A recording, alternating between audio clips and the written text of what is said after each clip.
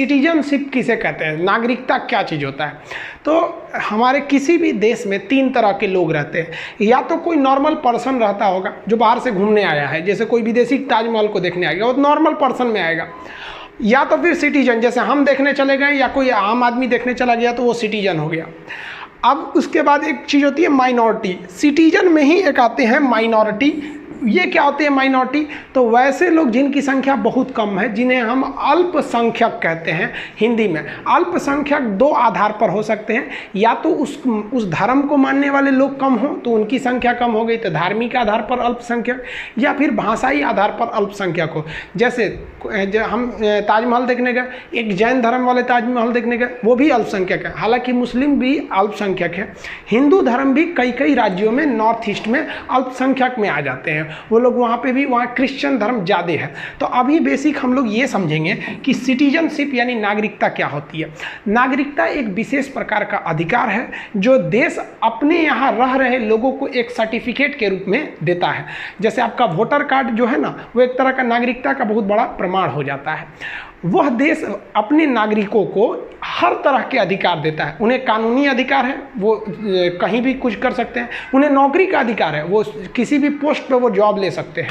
उन्हें राजनीतिक अधिकार भी है, वो जाके कोई भी पार्टी का चुनाव लड़ सकते हैं, वोट डाल सकते हैं। लेकिन अगर नागरिक नहीं है ना, तो आप देश में आ सकते हैं, घूमेंगे, आपको कोई मारे पीटेगा नहीं। अगर कोई मार पीट भी दिया तो कानून उसको सजा देगी। जैसे कोई अमेरिका का आदमी आया है घूमने, या पाकिस्तान का ही कोई आदमी अगर ताजमहल देखने आया, उसको जाके हम पीट देंगे तो पुलिस हमको सजा दे देगी कि तुम होते कौन उसको मारने वाले।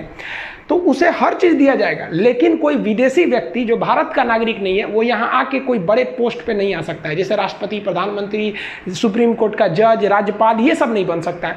ना ही वो यहाँ पर आकर कोई वोट डाल सकता है, और ना ही खुद चुनाव में लड़ सकता है। तो बेसिक अधिकार यही है कि आप देश के नागरिक हैं या नहीं है, जीने आपको दिया जाएगा, आपको कोई मारपीट नहीं करेगा। लेकिन नागरिकों को कोई एकदम प्रीमियम लेवल का कुछ अधिकार है जिसे हम नागरिकता कहते हैं। नागरिकता का पहली बार सबसे पहले वर्णन किसी ने किया था, तो वो अरस्तु ने किया था। अरस्तु नागरिकता के बारे में बोला था।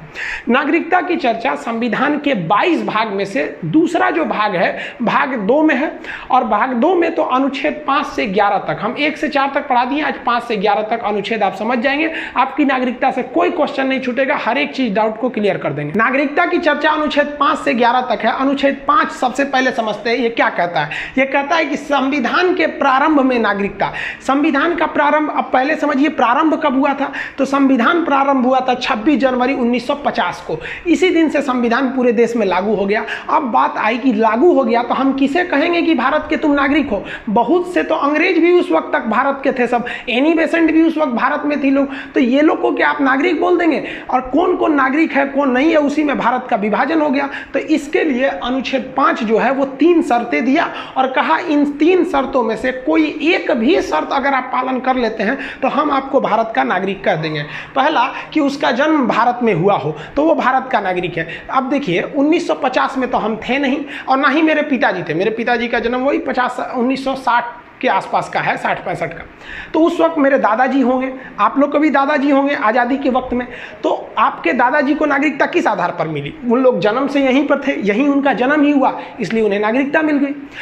लेकिन बहुत से ऐसे लोग थे उस वक्त जो आज़ादी की लड़ाई 1947 में चल रही थी, तो उस लड़ाई में वो अंग्रेजों का मुकाबला करने के लिए विदेशों में भी गए थे। आप देखे होंगे कनाडा में भी आंदोलन चलाया गया था, सैन फ्रांसिस्को में लाला हरदयाल ने भी वहाँ चलाया था गदर पार्टी। तो बहुत से क्रांतिकारी विदेशों में भी थे। तो क्या आप उन्हें नागरिकता नहीं देंगे इस आधार पर कि आप भारत में तो हैं, तो उनको भी तो देना पड़ेगा। वहाँ पर मान लीजिए उनके बच्चे जन्म लिए, यहाँ भले उनको आप दे सकते हैं कि वो भारत में जन्म लिए, लेकिन उनके बच्चे जो विदेश में जन्म लिए उन्हें भी देंगे कि नहीं। तो कहा गया कि उनके माता पिता का जन्म भी अगर भारत में हुआ होगा, कब 1950 से पहले, तो वैसे व्यक्ति को भी नागरिकता दे दी जाएगी, भले वो विदेश में ही क्यों नहीं रह रहा है। एक और चीज कहा गया इसमें कि संविधान लागू किस दिन लागू हुआ? 26 जनवरी 1950।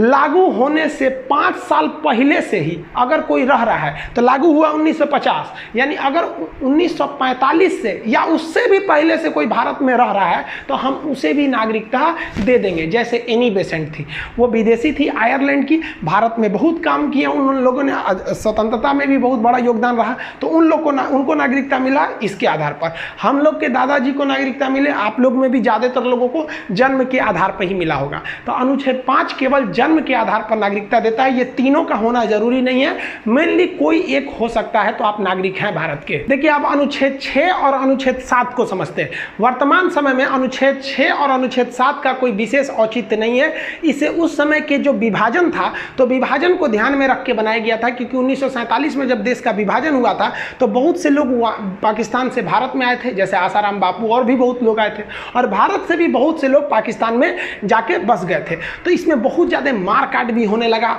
अराजकता फैल गई। तो इसको देखते हुए भारत सरकार आज़ादी के 1 साल बाद यानी 1948 में, तो 19 जुलाई 1948 को एक रूल लागू कर दिया जिसे कहते हैं परमिट नियम। परमिट नियम का मतलब है कि अगर आप भारत से पाकिस्तान जा रहे हैं ना, तो यहाँ लिखवा के जाइए कि हम अब भारत छोड़ के जा रहे हैं, और अगर पाकिस्तान से भारत में आए ना, तीन की सड़क से घुस जाए, वहाँ भी किसी ऑफिसर रहते थे उनसे लिखवाना पड़ेगा, तो ये परमिट लग गया। अब जो अनुच्छेद 6 है ना, वो इसी परमिट नियम पर आधारित है। कहा गया है कि वैसे व्यक्ति जो पाकिस्तान से भारत आ रहे हैं, याद रखिएगा अनुच्छेद 6 कहता है ये उन्हीं लोगों पर लागू होता है जो पाकिस्तान से भारत आए थे उस वक्त। अब इसमें भी 2 तरह के लोग थे, कुछ लोग वैसे थे जो ये परमिट नियम लगने से पहले ही आ गए थे, तो उनके लिए झमेला ही नहीं है, भाई साहब परमिटे नहीं है घुस जाओ, अब कोई रोक टोक करने वाला नहीं है, घुस जाओ, जैसे ट्रेन में कोई टीटीए नहीं है घुस जाओ, कोई दिक्कत नहीं है। तो वो लोग जो 19 जुलाई 1948 ये डेट क्यों रखा गया, क्योंकि ये परमिट डेट था, इससे पहले परमिट नहीं था। तो जो इससे पहले आ गए उनको तो टेंशन ही नहीं है, आ जाओ भाई तुम भारत के नागरिक हो गए। लेकिन जब ये परमिट नियम लग गया तो 19 जुलाई 1948 के बाद अगर कोई आता है तब कहा जाता है कि भाई साहब आप जब परमिट आएंगे, अब आप 19 जुलाई 1948 के बाद तो परमिट भरिए, और अभी आप 6 महीना इंतजार कीजिए, परमिट भरने के 6 महीने बाद आपको नागरिकता मिलेगी, इतने आराम से नहीं मिल जाएगी। तो ये बेसिकली उन लोग के लिए था जो पाकिस्तान से आए थे, इसमें भी जो पहले आ गए उनके लोग के लिए कोई दिक्कत नहीं, परमिट के बाद आओगे तो भी दिक्कत नहीं है, बस 6 महीना आपको रुकना पड़ेगा। अभी इस अनुच्छेद का कोई विशेष महत्व नहीं है। देखिए आर्टिकल 6 ये तो बता दिया कि पाकिस्तान से जो भारत आएगा उसे नागरिकता मिलेगी या नहीं, लेकिन भारत से बहुत से लोग भारत को छोड़कर पाकिस्तान चले गए थे, लेकिन उनका मन नहीं लगा तो वो वापस आएंगे। तो संविधान उन लोग को भी जगह दिया, और संविधान कहता है कि भारत से पाकिस्तान गए लोगों की नागरिकता कब मिलेगी, ध्यान से समझिए। 1 मार्च 1947 यानी आज़ादी के जस्ट पहले, 1 मार्च 1947 के बाद कुछ लोगों को लग गया कि नहीं अब देश का विभाजन हो जाएगा, क्योंकि एक माहौल बन गया था कि देश का विभाजन हो जाएगा। तो उन लोगों ने कहा कि काम करते हैं, जब विभाजन होगा ही तो अभी हम चलते हैं, यानी विभाजन से थोड़ा पहले ही 1 मार्च 1947 को कुछ लोग पाकिस्तान चले गए और वहाँ जाके बस गए। लेकिन जब विभाजन हुआ और जब मारकाट चालू हुआ तो पाकिस्तानियों ने अपना असली रंग दिखा दिया। तब उनको लगा कि ना हम बहुत बड़ा गलती कर दिए, अब भारत लौट आने चाहिए, अब लौट चले। तब ये लोग लौट के आएंगे तो इन्हें नागरिकता दिया जाना चाहिए कि नहीं दिया जाना चाहिए? दिया जाना चाहिए। आप बताइए मित्रों, दिया जाना चाहिए कि नहीं दिया जाना चाहिए? एकदम दिया जाना चाहिए। क्यों? क्योंकि अगर सुबह कोई व्यक्ति अपना घर छोड़ के चला जाता है और गलती एहसास करके शाम को लौट आता है तो उसे भूला हुआ नहीं कहते, भटका हुआ है, वापस आ जाएगा। लेकिन उसे कहा गया कि ठीक है भाई साहब, आप 1 मार्च 1947 के बाद पाकिस्तान चले गए ये सोच के कि आपके लिए एक अलग देश बन ही रहा है, लेकिन अब आप भारत आए हैं, कोई बात नहीं, आइए, लेकिन अब आपको फिर से 6 महीने के लिए रजिस्ट्रेशन भरना पड़ेगा। 6 महीना इंतजार करिए, हम आपको नागरिकता दे देंगे, क्योंकि हम हिंदुस्तानी हैं, हमारा दिल बहुत बड़ा है, वसुधैव कुटुंबकम की संस्कृति यहाँ आदिकाल से चली आ रही है। तो 6 और 7 को अभी के वक्त में आप सीरियसली नहीं लीजिए, ये किसी एग्जाम में नहीं पूछता है, क्योंकि ये उस वक्त की तत्काल स्थिति को कंट्रोल करने के लिए था, अभी इसका कोई औचित्य नहीं बनता है। अब अनुच्छेद 8 क्या कहता है? अनुच्छेद 8 कहता है कि भारत के बाहर रह रहा कोई व्यक्ति है, जैसे मान लीजिए कोई व्यक्ति गया भारत के बाहर, कोई हमारे राजदूत हैं अमेरिका में काम कर रहे हैं, इंजीनियर डॉक्टर लाखों भरे हैं सब, अमेरिका जापान जर्मनी कहीं भी, अब वो वहाँ है और वहाँ उनका कोई बच्चा का जन्म हुआ, अब वो बचवा जो छोटका हुआ है वो भारत का नागरिक होगा कि नहीं होगा? तब वो भी भारत का नागरिक होगा। तो भारत के बाहर रह रहा बच्चा भारत का नागरिक होगा यदि उसके माता पिता भारतीय हैं तब। ऐसा नहीं है कि भाई लेकिन भारतीय रहना चाहिए, ऐसा नहीं है कि भारतीय नहीं है। तो बाहर में भी अगर कोई बच्चा है तो उसमें कोई टेंशन नहीं है, उसके यदि माता पिता भी भारतीय हैं तो भी उन्हें नागरिकता दे दी जाएगी। इसको विशेष रूप में ध्यान में रखा गया था, किसके लिए? वैसे स्वतंत्रता सेनानी जो बाहर में लड़ाई लड़ रहे थे, जैसे ब्रिटेन में इंडिया हाउस की स्थापना किया गया था, बहुत सारे लोग विदेश में क्रांतिकारी आंदोलन को चला रहे थे। अब वहाँ पे वो लोग विदेश में सेटल थे और वहाँ उनका बच्चे का जन्म हुआ, तो भाई उनके भारतीय माता पिता तो मूल रूप से भारतीय ही थे, तो उन लोग को भी अनुच्छेद 8 के तहत नागरिकता दे दी जाएगी। देखिए अनुच्छेद 5 से अनुच्छेद 8 जो अभी आप देखें, ये केवल और केवल उस समय की स्थिति को कंट्रोल करने के लिए बनाया गया था। इनफैक्ट रियलिटी में संविधान निर्माताओं ने नागरिकता पर कोई कानून नहीं बनाया, उन्होंने उस वक्त की स्थिति को देखकर एक टेम्पोररी कानून बना के चले गए और उन्होंने अधिकार दे दिया संसद को। अब आगे समझिए, अनुच्छेद 9 में क्या कह रहा है कि कोई भी व्यक्ति अगर कोई विदेशी नागरिकता ले लेता है, अगर कोई मान लीजिए भारत का नागरिक है, विदेश में रहता है, उसके माता पिता भारतीय हैं तो कोई दिक्कत नहीं है। लेकिन अगर वो विदेश गया है और वहां जाके विदेशी नागरिकता ले लेता है तब उसे भारत की नागरिकता नहीं दी जाएगी। भारत का नागरिक अगर विदेश जाकर विदेशी नागरिकता ले लिया तो भारत की नागरिकता खत्म कर दी जाएगी। ये ध्यान से रखिएगा, ये कई बार पूछता है। इसका ऑप्शन नंबर सी सही होता है, कहता है कोई व्यक्ति भारत का नागरिक नहीं रहेगा। ऑप्शन सी पे लिखा रहता है यदि उसने स्वेच्छा से विदेशी नागरिकता अर्जित कर ली हो तो आप ऑप्शन सी लगा के आएंगे। अब अनुच्छेद 10 देखिए, ये काफी इंपॉर्टेंट है।